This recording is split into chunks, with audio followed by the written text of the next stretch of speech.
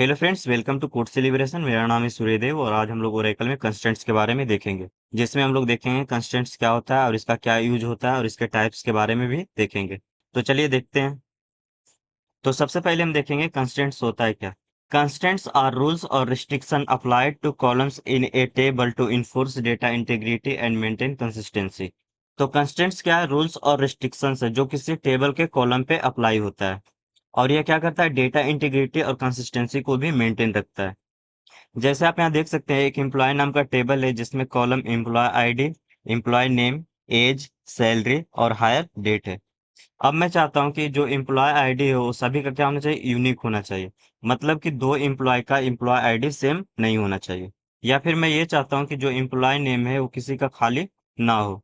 या फिर मैं ये चाहता हूँ कि जो एज होना चाहिए वो 21 ईयर से प्लस होना चाहिए। या फिर मैं ये चाहता हूँ कि सैलरी जो होना चाहिए वो 50,000 से प्लस होना चाहिए। तो ये सभी रिस्ट्रिक्शंस हम कंस्ट्रेंट्स के द्वारा लगा सकते हैं। तो यहाँ पे आप देख सकते हैं types of constraints: not null constraint, unique constraint, primary key constraint, foreign key constraint और चेक कंस्ट्रेंट। तो इस वीडियो में नॉट नल कंस्ट्रेंट और यूनिक कंस्ट्रेंट के बारे में देखेंगे। तो चलिए देखते हैं। तो सबसे पहले हम नॉट नल के बारे में देखेंगे। Ensures that a column can not contain null values. तो नॉट नल क्या करता है? वो चेक करता है कि किसी कॉलम में नल वैल्यू ना हो। अब ये नल वैल्यू क्या होता है? तो नल वैल्यू का मतलब होता है एम्पटी वैल्यू, मतलब कि कोई भी वैल्यू नहीं। जैसे कि आप यहाँ देख सकते हैं, एक एम्प्लॉय नाम का टेबल है। अब मैं चाहता हूँ कि जो एम्प्लॉय नेम है वो किसी का नल वैल्यू ना हो, मतलब कि कोई भी अपना नेम खाली ना छोड़े। तो इस पर हम क्या करेंगे? नॉट नल का कंस्ट्रेंट लगा देंगे, जिससे कोई भी इस कॉलम को खाली नहीं छोड़ सकता है। तो इसका आप सिंटैक्स देख सकते हैं: कॉलम नेम, उसके बाद डेटा टाइप और उसके बाद नॉट नल। तो इसका आप एग्जांपल देख सकते हैं: क्रिएट टेबल एम्प्लॉय। तो एम्प्लॉय नाम का यहाँ पे क्या हो रहा है? टेबल बन रहा है, जिसमें कॉलम है एम्प्लॉय आईडी, डेटा टाइप कैसा है? Number. Employee name, data type कैसा है? वायर कैट 2 और साइज इसका कितना है? 50। और इसमें कंस्टेंट लगा दिए नॉट नल। नेक्स्ट है एज, डेटा टाइप है नंबर और इसमें कंस्टेंट लगा दिए नॉट नल। नेक्स्ट कॉलम है सैलरी और इसका डेटा टाइप है नंबर और इस पे कंस्टेंट लगा दिए नॉट नल। तो यहाँ पे क्या होगा? एम्प्लॉय नेम, एज और सैलरी तीनों को कोई खाली नहीं छोड़ सकता है, क्योंकि यहाँ पे क्या हो गया? नॉट नल का कंस्टेंट लग गया है। तो चलिए इसे एसक्यूएल डेवलपर में करके देखते हैं। तो सबसे पहले हम एक एम्प्लॉय नाम का टेबल बनाते हैं। लिखेंगे क्रिएट टेबल एम्प्लॉय, इसके बाद पैरेंथेसिस लगा के करेंगे क्लोज। इसमें कॉलम दे देते हैं एम्प्लॉय नेम, इसका डेटा टाइप देते हैं वायर कैर 2, साइज देते हैं 50 और कंस्टेंट लगाते हैं नॉट नल। नेक्स्ट कॉलम बनाते हैं एज, डेटा टाइप देते हैं नंबर और कंस्टेंट लगाते हैं नॉट नल। नेक्स्ट कॉलम बनाते हैं सैलरी, डेटा टाइप देते हैं नंबर और इस पे कोई कंस्टेंट नहीं लगाते हैं। अब इसको यहाँ से करते हैं सिलेक्ट और यहाँ से करवाते हैं रन। तो आप देख सकते हैं यहाँ पे आ चुका है टेबल एम्प्लॉय क्रिएटेड। अब इसका हम डिस्क्रिप्शन देख लेते हैं। लिखेंगे डेस्क एम्प्लॉय, लगाएंगे सेमीकोलन और इसको यहाँ से करेंगे सेलेक्ट और यहाँ से करवाएंगे रन। तो आप यहाँ पे देख सकते हैं एम्प्लॉय नेम और एज में नॉट नल आ चुका है, जबकि सैलरी में नॉट नल नहीं आया है। तो इसका मतलब है कि एम्प्लॉय नेम और एज दोनों में नल वैल्यू को हम नहीं डाल सकते हैं, जबकि हम सैलरी में नल वैल्यू को डाल सकते हैं। तो चलिए इसमें डेटा को इंसर्ट करते हैं। लिखेंगे इंसर्ट इनटू एम्प्लॉय, इसके बाद कॉलम का नेम देंगे E M P name comma age salary, उसके बाद लिखेंगे वैल्यूज और उसके बाद वैल्यू डाल देंगे। वैल्यू में एम्प्लॉय नेम हम डाल देते हैं छोटू, एज डाल देते हैं 23 और सैलरी डाल देते हैं 60,000 और इसको यहाँ से करते हैं सिलेक्ट और यहाँ से करवाते हैं रन। तो आप यहाँ पे देख सकते हैं वन रो इंसर्टेड आ चुका है। तो चलिए अब एम्प्लॉय नेम में हम नल वैल्यू को डालकर देखते हैं। तो इसको यहाँ से कर लेते हैं कॉपी और नीचे करते हैं पेस्ट। तो चलिए नेम में नल वैल्यू डाल देते हैं। नल वैल्यू के लिए आपको 2 बार सिंगल कोट देना पड़ेगा और इसको यहाँ से करते हैं सिलेक्ट और यहाँ से करवाते हैं रन।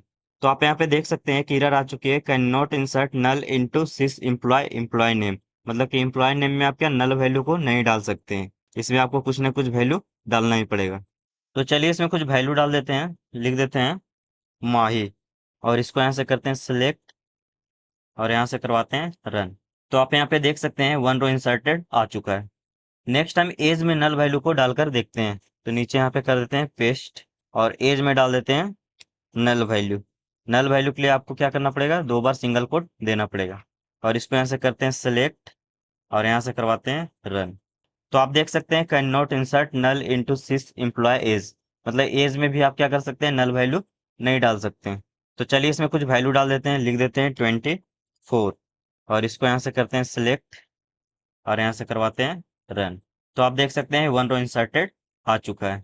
अब हम सैलरी में नल वैल्यू को डालकर देखते हैं। तो यहाँ से करते हैं पेस्ट और सैलरी में डाल देते हैं नल वैल्यू और इसको यहाँ से करते हैं सिलेक्ट और यहाँ से करवाते हैं रन। तो आप यहाँ पे देख सकते हैं कि सैलरी में नल वैल्यू डालने पर क्या हो गया, 1 रो इंसर्टेड आ चुका है, मतलब कि आपका रो क्या हुआ, इंसर्ट हो गया है। तो चलिए अब हम अपने टेबल को देख लेते हैं। लिखेंगे सिलेक्ट एस्ट्रिक्स फ्रॉम एम्प्लॉय और इसको यहाँ से करेंगे सिलेक्ट और यहाँ से करवाएंगे रन। तो आप यहाँ पे देख सकते हैं एम्प्लॉय नेम और एज किसी में भी नल वैल्यू नहीं है, जबकि सैलरी में लास्ट में क्या है, नल वैल्यू है। तो इस तरह से हम नॉट नल का यूज करके किसी भी कॉलम में नल वैल्यू को आने से रोकते हैं। नेक्स्ट हम देखते हैं unique ensures that all values in a column और a group of columns are unique. Unique क्या करता है, किसी भी कॉलम में सभी वैल्यू यूनिक है कि नहीं, मतलब अलग अलग वैल्यू है कि नहीं, उसे चेक करता है। एक्सेप्ट नल वैल्यू, यूनिक क्या करता है, नल वैल्यू को भी एक्सेप्ट कर लेता है। तो आप यहाँ पे देख सकते हैं एक एम्प्लॉय नाम का टेबल है जिसमें क्या है, एक ईमेल नाम का एक कॉलम है। तो ईमेल क्या होता है, या तो किसी के पास होगा तो यूनिक होगा या तो फिर क्या होगा, नहीं होगा। तो यहाँ पे हम क्या कर सकते हैं, यूनिक कंस्टेंट लगा सकते हैं। You can use in more than 1 column of A table, आप इसे एक या एक से ज्यादा कॉलम पर भी अप्लाई कर सकते हैं। तो यूनिक का मेन काम होता है कि मतलब या तो वो यूनिक वैल्यू एक्सेप्ट करेगा या तो फिर नल वैल्यू को एक्सेप्ट करेगा। तो इसका आप सिंटैक्स देख सकते हैं, कॉलम नेम डेटा टाइप, उसके बाद लिखेंगे कंस्टेंट, कंस्टेंट का नेम और उसके बाद यूनिक। यहाँ पर कंस्टेंट और कंस्टेंट का जो नेम है वो ऑप्शनल है लेकिन बहुत ही इंपॉर्टेंट है, क्योंकि ये क्या करता है, एरर हैंडलिंग में आपको बहुत हेल्प करता है। यहाँ पर कंस्टेंट नेम में आप कुछ भी मीनिंगफुल नेम ले सकते हैं जिसे आप आसानी से पहचान सकते हैं। तो इसको हम कुछ देर बाद देखेंगे कि किस तरह से एरर हैंडलिंग में काम करती है। तो इसका आप एग्जांपल देख सकते हैं, क्रिएट टेबल एम्प्लॉय, यहाँ पर एम्प्लॉय नाम का एक टेबल क्रिएट हो रहा है। इसमें कॉलम का नेम एम्प्लॉय आईडी, इसका डेटा टाइप कैसा है, नंबर, और यहाँ पर दे दिए कंस्टेंट यूनिक। नेक्स्ट बनाए ईमेल, इसका डेटा टाइप दे दिए वेयर कैट 2, इसका साइज दे दिए 100 और आगे लिखे हैं कंस्टेंट और इसका कंस्टेंट का नेम दिए हैं यूके ईमेल, मतलब यूनिक की ईमेल, और इसका कंस्टेंट लगा दिए यूनिक। तो ऊपर वाले में हमने कंस्टेंट का नेम नहीं दिया, नीचे वाले में क्या किया, कंस्टेंट का नेम दिया है। तो इसको हम देखेंगे कि दोनों में क्या अंतर होता है। इसको हम इस तरह से भी लिख सकते हैं, कॉलम का नेम और उसके बाद डेटा टाइप। तो यहाँ पे लिखे ईमेल और डेटा टाइप दे दिए वेयर कैट 2 और साइज दे दिए 100 और उसके बाद यहाँ से लिख दिए कंस्टेंट यूके ईमेल और यहाँ पे कंस्टेंट लगा दिए यूनिक और ब्रैकेट में बता दिए किसको यूनिक करना है, तो ईमेल को करना है, तो ब्रैकेट में ईमेल बता दिए। तो इसको हम इस तरह से भी लिख सकते हैं। नेक्स्ट कॉलम है नेम, डेटा टाइप दे दिए वायर कैट 2, साइज दे दिए 50। नेक्स्ट कॉलम है एज और डेटा टाइप दे दिए नंबर, यहाँ पे कॉलम नहीं होगा। तो चलिए इसे एसक्यूएल डेवलपर में करके देखते हैं। तो चलिए एक टेबल बना लेते हैं ईएमपी नेम से। तो लिखेंगे create table EMP, parenthesis open करेंगे और इसको करेंगे क्लोज। इसमें कॉलम बना लेते हैं आईडी, डेटा टाइप देते हैं नंबर और कंस्टेंट देते हैं यूनिक। नेक्स्ट कॉलम बनाते हैं नेम, इसका डेटा टाइप देते हैं वायर कैट 2, इसके साइज देते हैं 50 और इसका कंस्टेंट का नेम देते हैं यूनिक नेम और यूनिक। नेक्स्ट कॉलम बनाते हैं सैलरी, इसका डेटा टाइप देते हैं नंबर और इसमें कोई कंस्टेंट नहीं लगाते हैं। तो यहाँ पे हमने क्या किया है, एक ईएमपी नाम का टेबल बनाया जिसमें कॉलम दिया आईडी, इसका डेटा टाइप दे दिए नंबर और कंस्टेंट लगा दिए यूनिक। नेक्स्ट कॉलम है नेम, इसका डेटा टाइप दे दिए वायर कैट 2 और साइज दे दिए 50 और यहाँ पे क्या कंस्टेंट का नेम भी दिए हैं, क्या, यूनिक नेम, और कंस्टेंट लगा दिए यूनिक। तो ऊपर वाले में हमने कंस्टेंट का नेम नहीं दिया, नीचे वाले में हमने क्या किया, यहाँ पे कंस्टेंट का नेम भी दिया है। नेक्स्ट कॉलम बनाया सैलरी और इसका डेटा टाइप दे दिए नंबर। तो इसको यहाँ से करते हैं सिलेक्ट और यहाँ से करवाते हैं रन। तो आप देख सकते हैं टेबल ईएमपी क्रिएटेड आ चुका है। तो चलिए इसका डिस्क्रिप्शन देख लेते हैं। लिखेंगे डेस्क ईएमपी और इसको यहाँ से करेंगे सिलेक्ट और यहाँ से करवाएंगे रन। तो आप यहाँ पे देख सकते हैं नेम में यहाँ पे कॉलम नेम आ गया और यहाँ पे नल में किसी में भी नॉट नल नहीं आया है। इसका मतलब हम इसमें क्या कर सकते हैं, नल वैल्यू को इंसर्ट कर सकते हैं। जबकि नॉट नल कंस्ट्रेंट में क्या था, हम नल वैल्यू को इंसर्ट नहीं कर सकते थे। तो चलिए इसमें हम डेटा को इंसर्ट करके देखते हैं। तो लिखेंगे इंसर्ट इनटू ईएमपी, इसके बाद देंगे कॉलम का नेम। तो कॉलम का नेम क्या क्या है, ID comma name comma salary. इसके बाद लिखेंगे वैल्यूज और वैल्यू में डाल देते हैं, आईडी डालते हैं 101, नेम में डाल देते हैं छोटू और सैलरी डाल देते हैं 60,000।